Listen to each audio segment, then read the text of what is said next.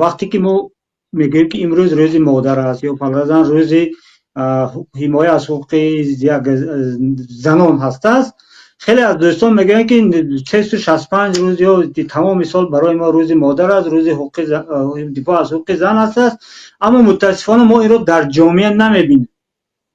در جامعه دعوای همون نفرانی که دعوا دارن که همین روز بیکار است، باید ما تمام روز همین در همین تحولات در همین حرکت باشیم، یعنی در همین شعار در پیش ما دائم باشد و با همین هدف حرکت کنیم که حقوق زن، حقوق مادر، حقوق بانوان حمایت کرده شود.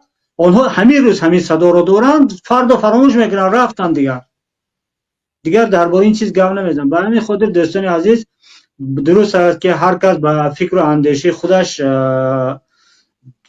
صاحب است و اون رو دارد و در این فکر و اندیشه هم باید از نگاه زمان شناسی و مکان شناسی باید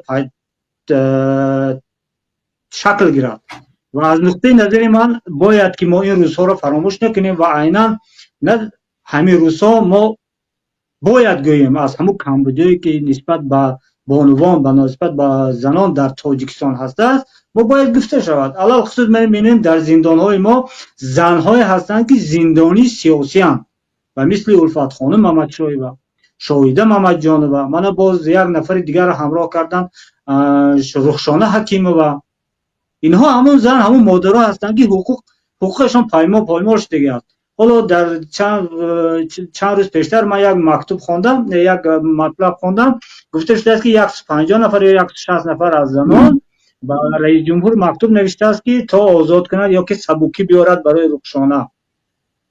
میبخشید نخود در تاجیکستان 150 نفر یا 160 نفر زن باشد که امضا کرده تواند تا از یک هموطن خودشان دفاع صدا برارن برای دفاع کردنش. کنه دیگران. برای همین خاطر ما باید گپ بزنیم.